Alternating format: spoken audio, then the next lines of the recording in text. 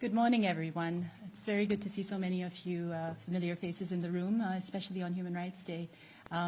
You all know the High Commissioner for Human Rights, Volker Türk. I will pass the floor to him immediately for his opening remarks, and then, of course, he'll take questions.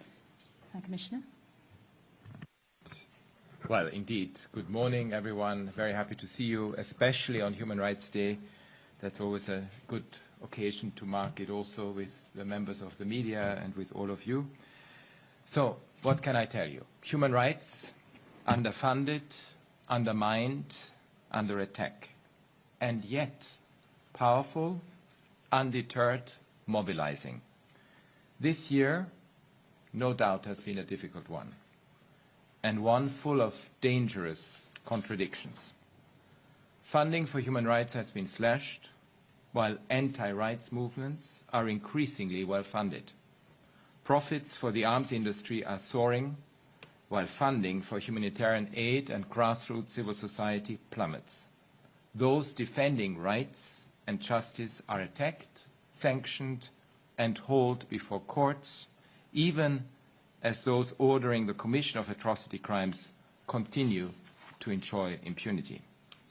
Diversity, equity, and inclusion policies that were adopted to address historical and structural injustices are being vilified as unjust.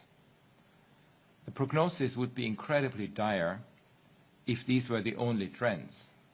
But the pushback on human rights is facing pushback from a groundswell of human rights activism. In Nepal, Serbia, Madagascar, Kenya, Bangladesh, Ecuador, Paraguay, the Philippines, Indonesia, Tanzania, Morocco, Peru, and beyond, mostly young people have taken to the streets and to social media against inequalities, against corruption or repression, in favor of freedom of expression, and for their everyday essentials, and in particular their rights. People across the world have also been protesting against war and injustice and demanding climate action in places far from home, expressing solidarity and pressuring their governments to take action. I urge governments around the world to harness the energy of these social movements into opportunities for broader transformational reforms, rather than rushing to suppress them or label them as extremist threats to national security.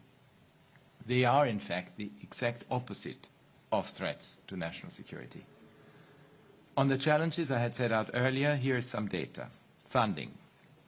Our resources have been slashed, along with funding for human rights organizations, including at the grassroots level around the world.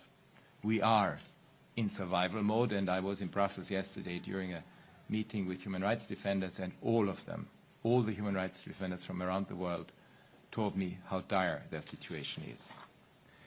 We have had, my office has had about $90 million less than we needed this year, which means around 300 jobs have been lost and essential work has had to be cut, including in our operation in Colombia, the Democratic Republic of the Congo, Myanmar, Tunisia, and other countries, at a time when the needs are rising. Special rapporteur country visits and investigative missions by fact-finding bodies have also been reduced, sometimes drastically. Crucial dialogues with states on their compliance with human rights treaties, the so-called treaty body system, these sessions had to be postponed. Last year there were 145 state party reviews. We are down to 103 this year, and this has consequences. They may not be seen immediately, but they are going to be felt. We see that all of this has extensive ripple effects on international and national efforts to protect human rights. Meanwhile, anti-rights and anti-gender movements are increasingly coordinated and well-funded, operating across borders. According to the European Parliamentary Forum for Sexual and Reproductive Rights, for example, almost $1.2 billion was mobilized by anti-rights groups in Europe between 2019 and 2023. There is significant money flowing into the anti-rights agenda from funders based in Europe, Russia, and the United States of America. Such massive funding, coupled with media capture and disinformation strategies, have made the anti-rights agenda a powerful cross-regional force. Another distressing data set is that from the Stockholm International Peace Research Institute, SIPRI. It says, and it's the latest report, that arms and military service revenues for the 100 largest arms companies reached a record of $679 billion in 2024.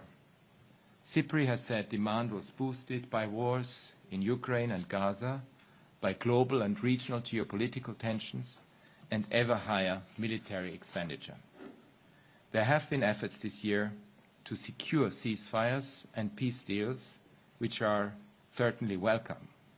However, for peace to be sustainable, human rights must play a central role. There is a human rights imperative that needs to feed into any ceasefire and peace negotiation. From prevention to negotiation to monitoring to accountability to recovery and peace building. And we need to do a reality check. In Gaza, in the Eastern Democratic Republic of the Congo, and now, as we have just seen over the last couple of days between Thailand and Cambodia, agreements have yet to translate into effective protection of civilians on the ground. Gaza remains a place of unimaginable suffering, loss and fear. While the bloodshed has reduced, it has not stopped. Attacks by Israel continue, including on individuals approaching the so-called Yellow Line, residential buildings and IDP tents and shelters, as well as other civilian objects. Access to essential services and goods remain severely inadequate. In the West Bank, we are seeing unprecedented levels of attack by Israeli forces and settlers against Palestinians, forcing them from their land.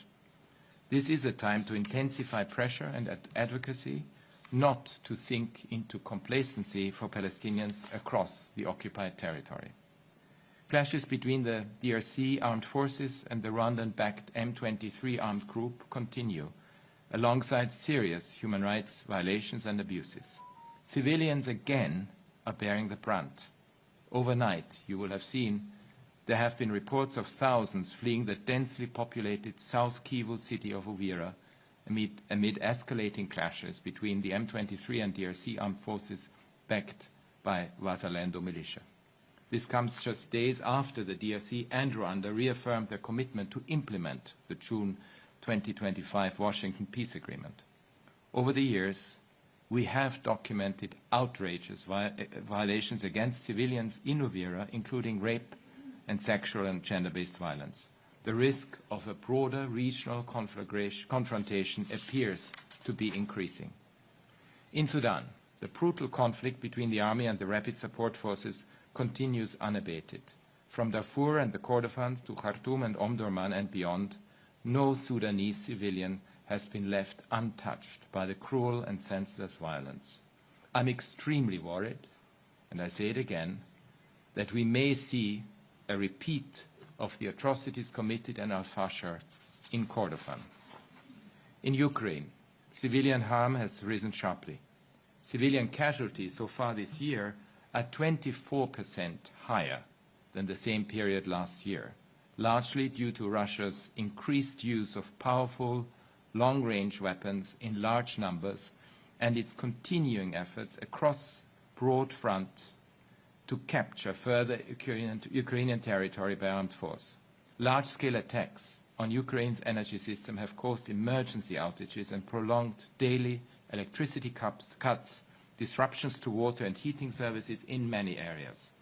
Urgent steps need to be taken to alleviate suffering, including the return of transferred children, the exchange of all prisoners of war, and the unconditional release of civilian detainees held by the Russian authorities. For any sustainable peace to be negotiated, it is important that confidence-building measures are taken, grounded in human rights, including steps to alleviate civilian suffering, promote accountability, and preserve a basis for further dialogue. And importantly, women need to be part of this process. It is imperative that peace deals and ceasefires are secured and implemented in good faith and with full respect for international law. which can never be set aside for political convenience. It is also critical to counter the demonization of and hate-mongering rhetoric against migrants and refugees.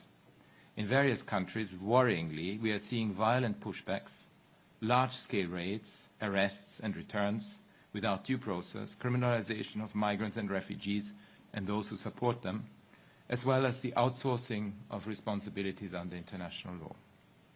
I urge states to embark on an evidence-based policy debate on migration and refugee issues that are anchored in international human rights and refugee law. In the course of many electoral campaigns this year, we have also seen a pattern of democratic backsliding, restrictive civic space, and electoral violence. Myanmar's upcoming military-imposed election, under quotation marks, is accompanied by new waves of acute insecurity and violence, continued arrests and detentions of opponents, voter coercion, the use of extensive electronic surveillance tools, and systematic discrimination. I fear that this process will only further deepen insecurity and fear and polarization throughout the country. There is unfortunately never a shortage of human rights challenges to face, issues to resolve, and values to defend. But what is heartening is that there are so many of us around the world attached to the same universal human rights values, no matter the noise, the gaslighting, and the persistent injustices. I am energized by the people who I've met across the world, including those who participate in social movements, particularly the ones who are led by young people. They are writing the latest chapters in the time-honored struggle for our collective humanity and dignity. Journalists, activists, human rights defenders have been at the forefront of the global movement for freedom, equality, and justice. Such perseverance has achieved landmark victories for the rights of women, migrants, people discriminated against on the basis of descent, minorities, our environment, and so much more. And we will continue to persevere. Thank you very much. Thank you, High Commissioner. We'll take questions 3 at a time, and I'll start in the room. Please identify yourself, the news outlet you represent, and try to limit yourself to 1 question if you can, so that everyone gets a chance to ask. We'll start here. Thank you very much. Guten Tag, Herr Türk. Christiane Ulrich, German Press Agency. You were talking about the anti-rights and anti-gender movements. Can you be a bit more specific? Who exactly are you talking about, and who is funding these? You were talking about them being increasingly well-funded. Thank you.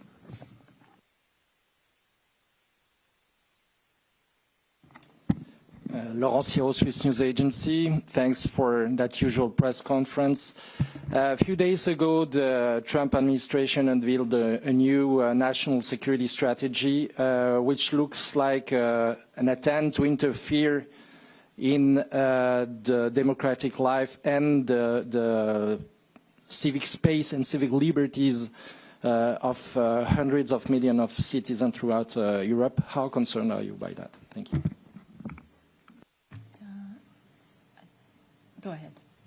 Antonio, go ahead. Thank you, Mr. Türk, for the press conference. Antonio Proto from F Spanish News Agency. I have some questions about Venezuela. Do you believe that an international mechanism should be created to investigate the U.S. attacks against alleged drug traffickers, which appear to involve multiple human rights violations, including extrajudicial killings and disproportionate use of force? And more broadly, what is your position on the U.S. government's open threats of military action against Venezuela? Thank you. Thank you. High Commissioner, over to you. Look, on the anti-rights and, if you like, anti-gender movement that we see, it is indeed one of my biggest worries, because we have detected some of this in various parts of the world. what I have referred to is indeed the European Parliamentary Forum, which did, and I would refer you to their report and we can share it with you, which have documented this, and they have been able to document it in terms of the funding that goes into it. But this is, I think, just the tip of the iceberg. We have heard around the world that a lot more funding goes into well-organized, cross-regional strategies to push back on gender issues and more broadly on human rights issues. And it affects in particular gender equality, LGBTIQ+, sexual and reproductive rights, rights of migrants and refugees, but also climate action. And what I think we need to be aware of is that there is this well-funded way of doing it, and that's why I refer to that particular report. And we need to be very vigilant about it, because it also is a distraction from the very normative system that has been established at the moment that we have, and that is non-ideological, because sometimes human rights are seen as an ideology, but they are not. They are not partisan. They are the normative framework of our social contract, and we need to be very careful when this part of the social contract is in jeopardy.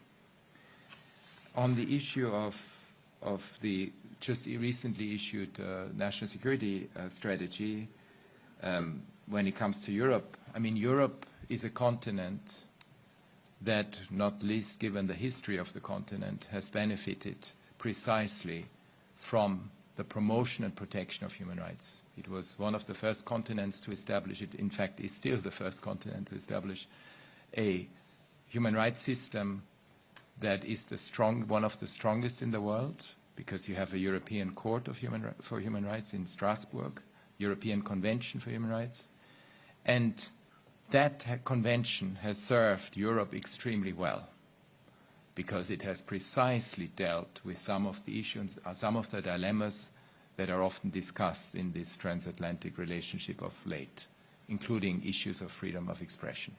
When it comes to freedom of expression, it's absolutely clear there are limits to it when it comes to hate speech, harmful disinformation, the incitement to violence. So I hope that all those who look at that strategy and you analyze it are doing it very much in recognition of the incredible path that Europe, and in particular the European Union, have had over the last couple of decades to build indeed a continent that is built on peace, human rights and dignity, with all the issues that there are. As always, there are issues, but it's important to honor that incredible achievement for humanity. When it comes to Venezuela, and in particular, not so much Venezuela, I mean, obviously concerned about the tensions that exist. It's clear that, I mean, my overarching concern is the human rights issues in Venezuela themselves. I have been extremely vocal about how we see the situation. We also know that any escalation is not in the interest of anyone. And so our call is always for de-escalation, for finding a way to deal with this through constructive engagement between the two countries. When it comes to the events, especially what you referred to in the Caribbean, as you know, I've been extremely clear. I consider them a violation of international law, in particular international human rights law. I have asked for prompt, independent investigations. We have seen a debate now in the US, in Congress as well, about these strikes, and I hope that they will lead to a prompt, serious investigation that is independent, so that we can get to the bottom of what has happened there. Yeah, thank you. Thank you. I've then got Jamie and Mohammed, and we'll come to you. Thank you. Go on. Sorry if I'm cutting in on anyone. I wanted to ask about Sudan. I also want to ask about the Trump administration, but I'll restrict myself to one question. Can you tell us a little bit about an update that you might have about the fate of these tens of thousands of people who were not able to flee the RSF attacks on El Fasher? And could you explain your current thinking about the phrase, whether or not crimes against humanity have been committed there? I know that some special rapporteurs have used that language. What's the state of your reflection on that? And just in general, the types of crimes that you've documented so far in El Fasher? Because you mentioned, of course, Kordofan, that you're fearful that it may be the next El Fasher.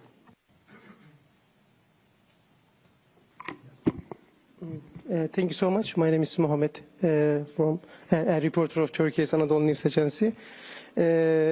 My question is about Gaza and Israel, and the following the Israel's actions in Gaza, the effectiveness of international law being questioned worldwide.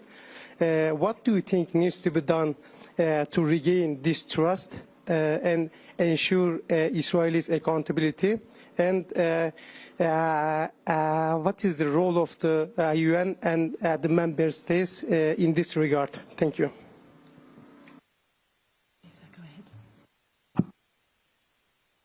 Beyza Dönmez, Anadolu's English Wire. I also want to ask about Gaza, especially it's been said that we are close to the second phase of the ceasefire. Hamas officials have said that more pressure must be put on Israel to reach an agreement on the phase 2.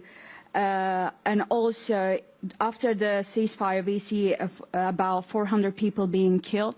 So, well, how do you evaluate that? And also, there has been Israel's military chief saying that the yellow line that divides Gaza under Donald Trump's ceasefire plan is new border now. And what is your comment on that? Thank you. Look, on Al Fasher, we have been able to send teams to Chad, but also to the north, to North Sudan. So we had a chance to interview witnesses from what happened in Al Fasher independently from each other, which I think for us is very important because, as you know, we have a very strict methodology when it comes to documenting serious human rights violations and atrocity crimes. And the pattern that emerges that thousands of people had been killed within a very short period of time, end of October. We don't know the exact number, but we are talking about thousands, not just hundreds. We are talking about thousands of people that have been killed. There were summary executions. There were people who were trying to leave Al Fasher who were killed when they tried to leave. There were very strong, there were witness statements about rape and gang rape, including in front of family members. There were attacks also, and there was abductions for ransom. There was widespread looting.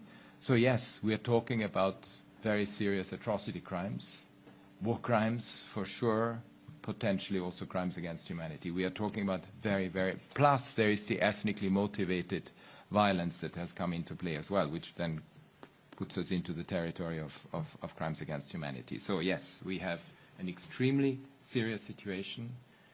Let's also not forget that there were 18 months of siege, and that siege was brutal, with people not being able to eat much and with famine being declared.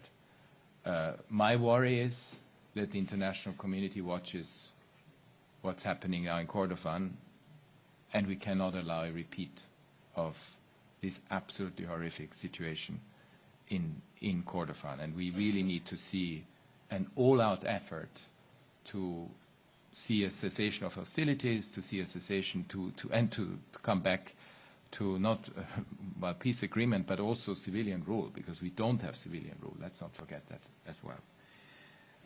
On Gaza and Israel, of course, international law is international law.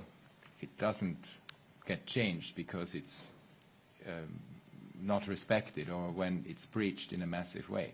Unfortunately, that's what it is. We should be very grateful that we have international law, including international humanitarian law and international human rights law, because it gives us a base and a measure to assess situations.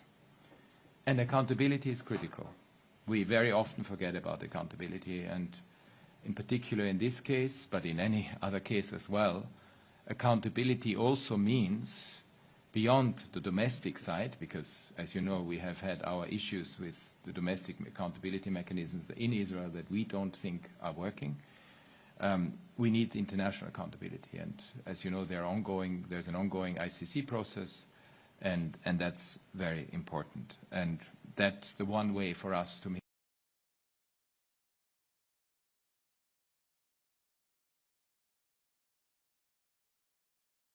very worried, because others will use the fact that international law was not respected and will point to it. And we have heard this from even other belligerent parties. They point to different situations and they say, well, international law was breached here.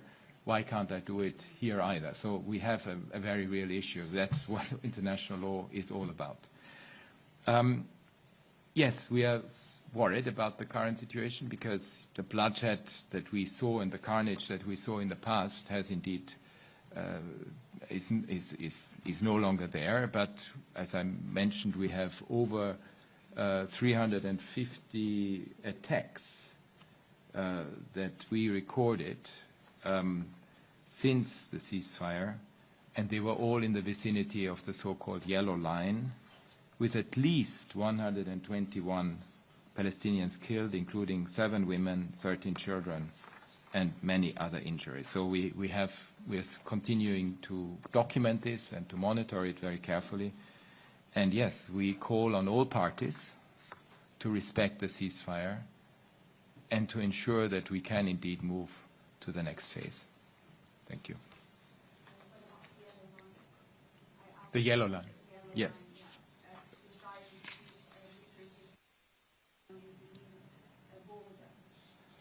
Well, the Security Council resolution is very clear about not calling anything a border or anything else. It is about a territory that needs to be respected in its entirety. Thank you. In the back, please. I believe Metropole. You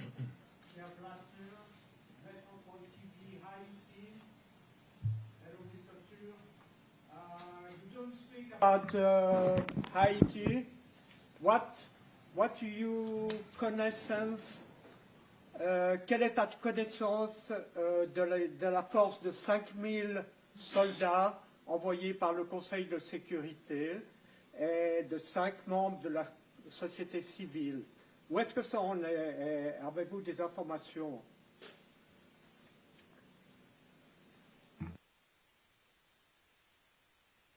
Alors, je vais le dire en français d'abord et après en anglais. Absolument, la situation en Haïti est quelque chose qui nous préoccupe énormément. Comme vous savez, moi, j'étais en mission là-bas et en visite là-bas il y a 2 ans, et j'ai suivi de très près la situation depuis. Et en fait, si on regarde les chiffres, on a vu cette année, on a documenté 5153 personnes qui étaient tuées. On voit de plus en plus que ce sont bien sûr les gangs qui se répandent dans le territoire, pas seulement au Port-au-Prince, mais on est aussi concerné ou préoccupé par le fait que le gouvernement et les forces, parce qu'ils utilisent une compagnie privée qui a utilisé des drones, et évidemment ça aussi peut. Et ça a déjà affecté des civils. Et je pense que justement dans des opérations du maintien du droit, c'est très important de respecter les droits humains et tout impact que ça peut avoir de leurs mesures sur les personnes. I'm also, and so I just mentioned that we have seen a deterioration in Haiti. If you look just at the numbers for this year, 5,153 killings, 2,349 injuries. We have seen a deterioration just also in rural areas outside Port-au-Prince. I'm also concerned about the use of drones by a private military company that the government is using, and we have again seen an impact on people with killings, over 700. And we absolutely need to make sure that the arms embargo is respected, and we've seen too much arms flowing into Haiti still. But also, when it comes to the multinational security support mission, aggression force that was adopted by the Security Council, we hope that there will be accelerated efforts to set it in train. I think it's a very slow process, much too slow, unfortunately. And we also need to make sure that in the implementation that human rights safeguards are fully respected, because when it comes to law enforcement operations, that needs to be part of the package. Thank you. Yes, Jeremy, Catherine, and then in the back. Thank you, Ravinia. Jeremy Lange for the French National Radio over there. If I may, I will ask my question in French as well, and if you can respond in French, that's perfect. Otherwise, English will do fine. Vous avez dit que les droits humains étaient attaqués dans votre préambule, propos liminaire. On a le sentiment qu'ils sont attaqués depuis maintenant un certain nombre d'années. Je voulais simplement avoir votre réaction par rapport au fait que ce qui est peut-être nouveau, c'est qu'aujourd'hui, ces attaques semblent provenir de la part des pays qui étaient les donneurs traditionnels pour les droits de l'homme. Comment votre bureau deal avec ça, comment on fait face au fait que voilà, les donneurs traditionnels sont aujourd'hui ceux qui attaquent le plus sévèrement les droits de l'homme. On pense aux États-Unis, mais également des pays européens. Et une deuxième question peut-être sur les finances aussi. Vous avez parlé des fact-finding missions qui ne peuvent plus avoir lieu, des country missions qui sont également affectés par les cuts. Je suis désolé, je fais du franglish. Est-ce que vous pouvez partager avec nous aujourd'hui quels sont les prochaines entités ou les prochains pays qui sont menacés par ces coupes budgétaires? Est-ce que vous pouvez nous dire dans 3-4 mois, si on n'a pas d'argent, ce pays-là également va devoir réduire notre mission, cette mission ne va pas pouvoir être renouvelée. Voilà, est-ce que c'est quelque chose qui est déjà dans les tuyaux? No worries. Catherine, please go ahead. Oui, Catherine, ARD, German public radio and TV. It's also about Europeans. Yesterday, the European Union decided to considerably weaken their Supply Chain Act. What's your reaction about it? How does it impact human rights worldwide?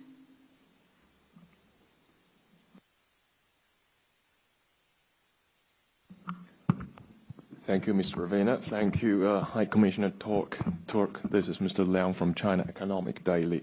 My question is related with the interaction and convergence between human rights and business activity, which we have seen accelerated under your leadership of your good office. My question in particular is, in view of the fact that this year a lot of effort has been put into pushing forward the drafting of a legally binding instrument to regulate in human rights the activities of transnational business and enterprises. In view of the fact that a lot of effort has been put into this effort this year, may I have your comment on the progress we have on the ground now, and how you foresee this effort with further progress in the next year, in view of the fact that this binding nature, legally binding nature, is something quite innovative and revolutionary. Thank you very much. Alors, je vais tout d'abord répondre en français, si c'est permis. Alors, je pense que ce qu'il faut faire d'une urgence, et on est en train de regarder ça avec beaucoup plus de détails, c'est justement une alliance globale sur les droits humains qui concerne tout d'abord les États membres, mais la société civile, les parlementaires, les villes. On a lancé cette campagne d'avoir plus des villes et aussi de la gouvernance régionale et locale, mais les parlementaires, la philanthropie, en fait, tout segment de la société pour se mobiliser en faveur des droits humains. Et je pense que ça peut nous aider à aussi communiquer d'une façon beaucoup plus efficace à tous à tous ceux qui, pour le moment, sont soit sceptiques ou, en fait, connaissent pas assez ce que ça représente. Parce que pour nous,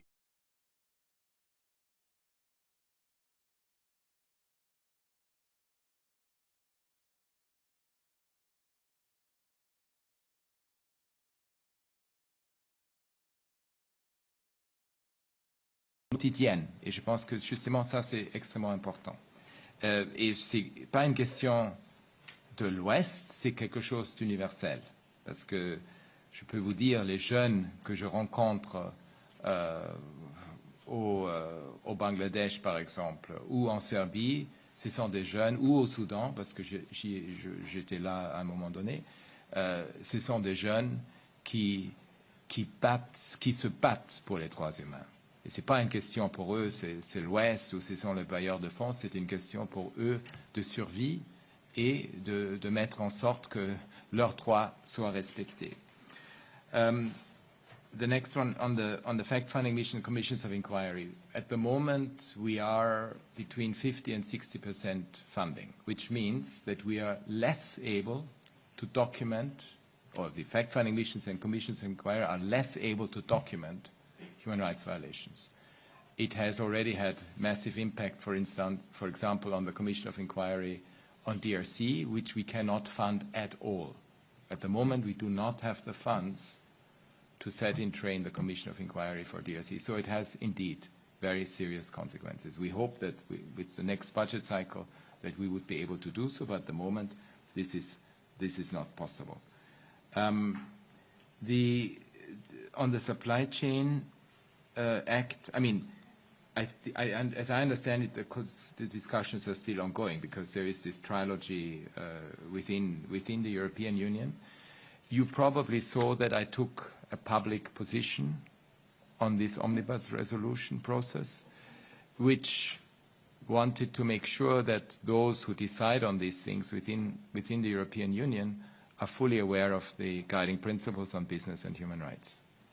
And we have had a lot of companies approach us, especially mid-sized companies who, in a way, want the predictability that comes from the business and human rights agenda.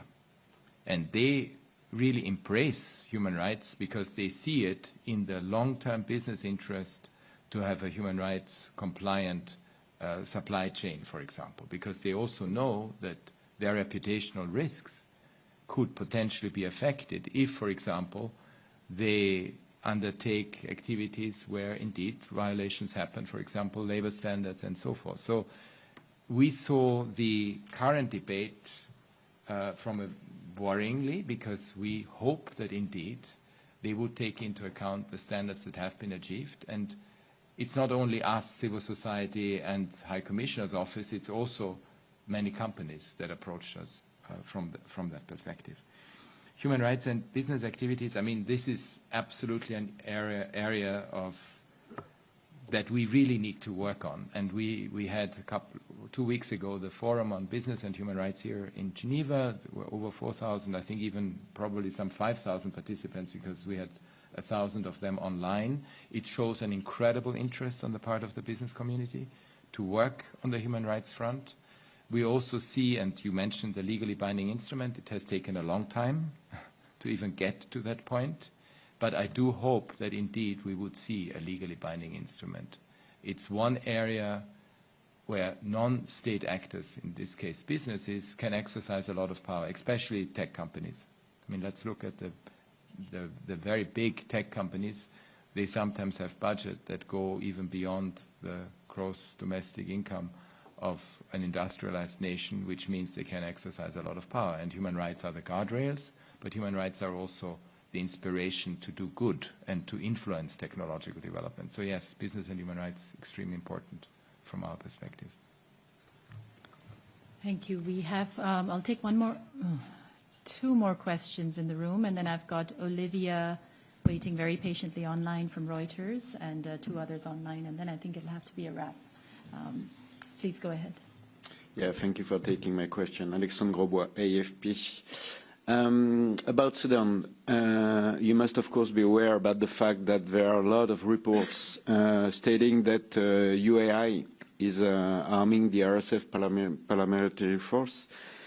Have your teams on the field been able to verify these accusations, and what's your point of view on the issue? Thanks. Online, Olivia, please unmute.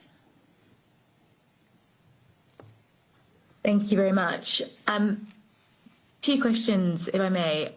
On the cuts that you outlined there, would you describe them as disproportionate in terms of how the cuts have landed on the Human Rights Office versus other areas of the UN?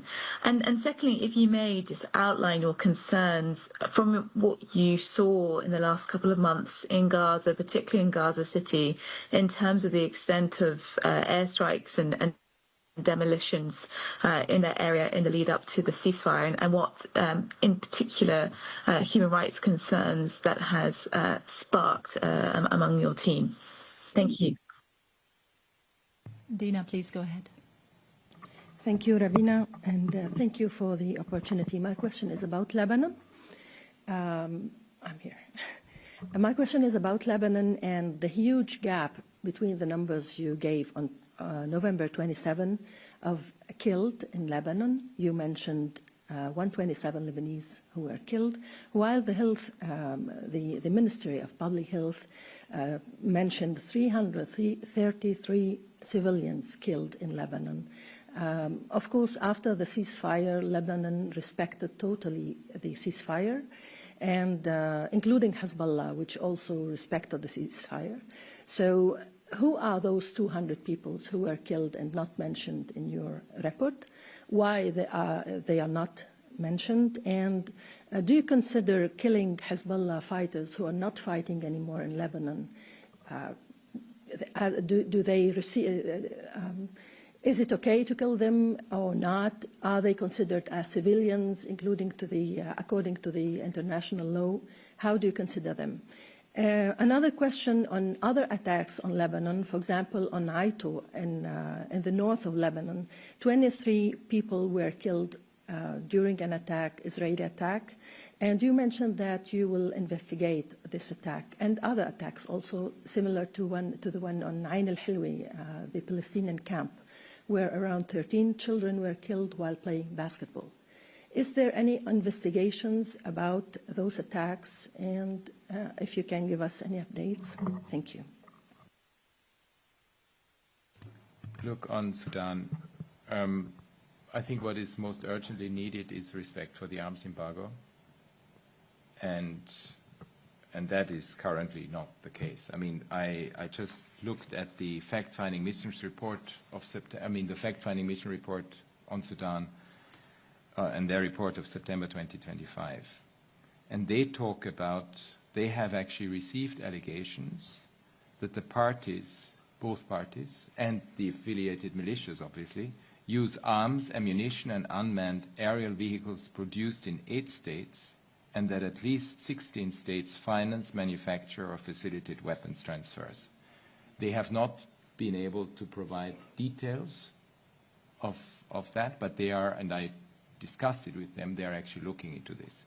I mean, in order to get the evidence, this is not so easy, but it is also true that arms, as far as I know, there's only one still functioning factory that could produce arms, but the type of arms that we have seen that become more and more sophisticated, especially on the drone, when it comes to some of these drones, they obviously come from outside. And there are not only companies, but there are obviously interests to fund either party and provide them with arms. And yes, that is one of the very, very neuralgic points that need to be addressed, and I hope that there will be more focus on it. We have this division of labor with the fact-finding mission on this point. I mean, they will investigate this further, but of course, if we have any information that we can verify and bring to the table, we will do so. Then the issue of funding. Sorry, was there the funding? Yeah, the funding. On the funding. And, I mean, if I look at my colleagues in the UN system, all of them have been massively affected. If I just look at the humanitarian front, I mean, I think I saw the latest figures from UNHCR, 3.4 billion, UNDP 4.5, UN Women 600 million. So all of them, we are all affected. When it comes to the human rights system, we have a very complicated budget structure because we depend both on the regular budget, assessed contributions, and there we have the liquidity crisis, and we have extra budgetary funding. We have been disproportionately affected in the sense that if you cut what is already very scarce, and if you cut this even further, then obviously it has a huge impact. And in particular when it comes, and I want to make a strong plea for also human rights defenders, human rights organizations, grassroots organizations on the ground, in particular, who all telling us that they will not be able to do their work anymore. And that is where the danger lies, because if you don't have the people who actually are defending human rights on a daily basis on the ground, and then a weakened safety net that comes from the international system, yes, it will weaken human rights enormously, and things will happen as a result that we could have prevented if we had a much stronger system. So yes, as I said, we are in survival mode when it comes to human rights, and I hope it's a bit of a wake-up call to everyone around the world to see that we are not becoming weaker, but actually end up stronger. On Lebanon. Yes. Yeah, no, yeah. Yes, so we actually, this is quite, when we issue data ourselves, we have a verification process.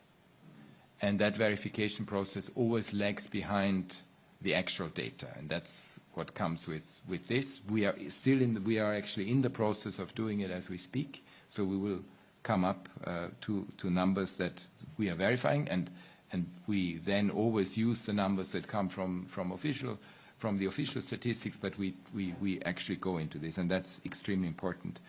I think we have also dealt with the issue of what happened in the north, from what I understand.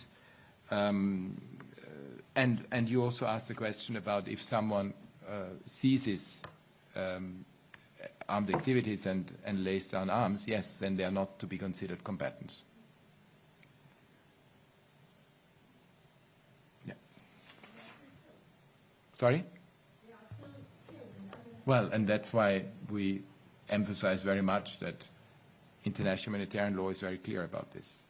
They are not to be killed if they are no longer combatants. Well, frankly, we hope that no one is killed anyway, but unfortunately, in a situation of war, that's what it is. Time. We just have John and Iman online. Olivia, I'm sorry I won't be able to give you a follow-up question because the High Commissioner will have to leave, but if you do have any follow-up questions, please do get in touch and we can send you written responses, or one of the spokespeople will be very happy to handle them. John and then Iman, please. John, go ahead. Yes, good morning, High Commissioner. I was wondering, sir, if you could comment on the decision by the Australian government to ban the use of social media by adolescents. And what are your concerns? You mentioned the late John Ruggie. Are we seeing an increase in corporate social irresponsibility rather than responsibility? Thank you.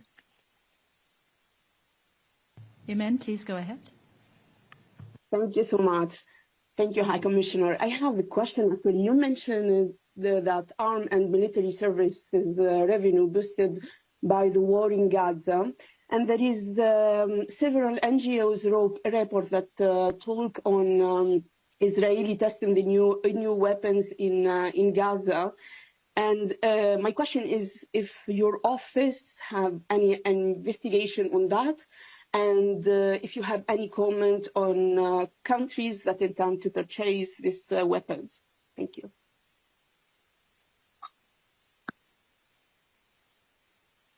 Actually, just realized I forgot to answer one question from one journalist about, what do we see in terms of human rights impact in the situation in Gaza. I actually met yesterday a Palestinian who is working on mental health issues, and the response, I mean, what he described to me about the most serious mental health crisis that one can imagine after what had happened is extremely acute. I mean, what he described was harrowing in terms of trauma. Basically, everyone is traumatized, and especially children, you can imagine, and women. And I have had a chance to talk to some of my colleagues who have lost family members who mentioned to me what this means, and I can, I mean, only talk about the extreme trauma that I saw in them as well. So on Australia, well, I think we know how difficult it is for societies to grapple with the issue of how to keep children safe online.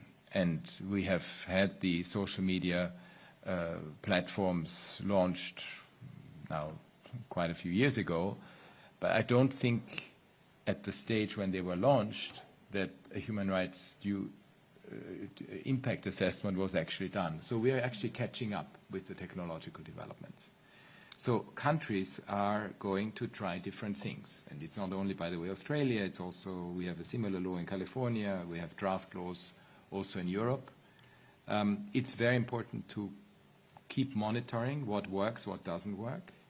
But it is also very clear from a human rights perspective that the best interest of the child has to be taken into account in all of this, including the protection and safety concerns that children face. What then the best method is I think what we are actually experiencing as we speak. So it's very important. When it comes to broader issues of corporate responsibility, I have to say, as I said, I was very encouraged by the fact that we have so many people come to our Business and Human Rights Forum, and we have seen a lot more interest than ever before. So there's sometimes a bit of a disconnect between what we hear, including on the part of governments, and what actually those who are actively engaged want. The same, by the way, on climate. I mean, we are going back into climate denial in the US, for example, but if you look at the companies that want to do the right thing, they are actually doing the right thing, and they have moved on. They know that in the interest of good business, you will have to take into account climate impact and environmental impact. And, sorry, the last question was... Sorry? On Gaza, yes. I mean, obviously our office, as you know, is monitoring, documenting. I have no specific information on what you have just mentioned, and we will ask him about that. Thank you. Thank you, High Commissioner. We'll get back to you on that. And sorry, Jamie, Olivia, please approach us afterwards. Thanks very much, everyone. Thank you.